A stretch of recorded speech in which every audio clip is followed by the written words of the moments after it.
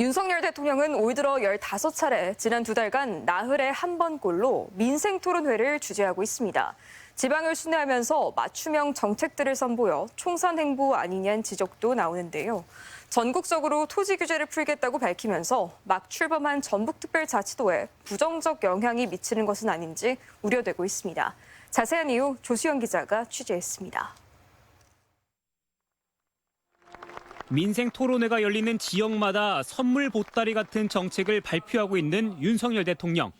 지난주 울산광역시에서 열린 토론회에서는 산업도시 울산의 수건이던 그린벨트 전면 해제 방침을 천명했습니다. 첨단 산업단지를 세우려 해도 그린벨트에 막히는 경우가 많습니다. 울산이 그린벨트를 과감하게 풀 수 있도록 농지 그린벨트로 불리는 농업진흥지역도 해제해 산업단지 확장에 쓸 수 있도록 하는 농지 규제 완화 방침까지 내놓은 것. 이 같은 기조는 군 비행장이 있는 다른 지방 도시에서 열린 민생 토론회에서도 이어졌습니다. 안보에 기묘한 부분만, 지장이 없는 부분만 남겨놓고 대폭 해제를 해서 지역 경제 발전을 위한 공간으로 만들기 위해. 전북자치도는 그런데 이딴 토지 규제 완화 방침이 썩 달갑지만은 않습니다. 우선 다른 지역들과 달리 해제할 수 있는 그린벨트 면적이 전혀 남아있지 않습니다. 또 토지 활용에서 특별한 자치권을 부여받은 특별자치도의 특별한 권한이 희석될 가능성이 높기 때문입니다.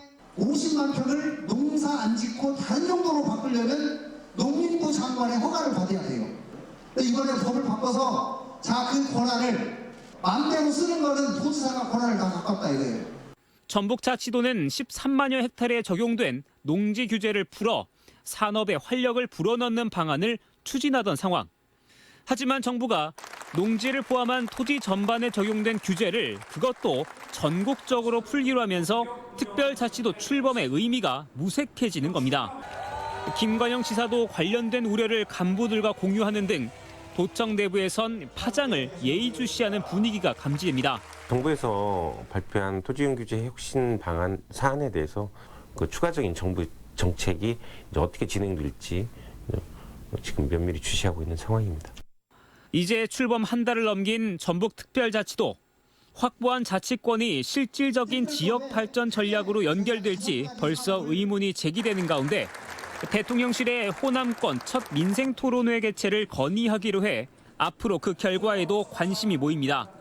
MBC 뉴스 조수영입니다.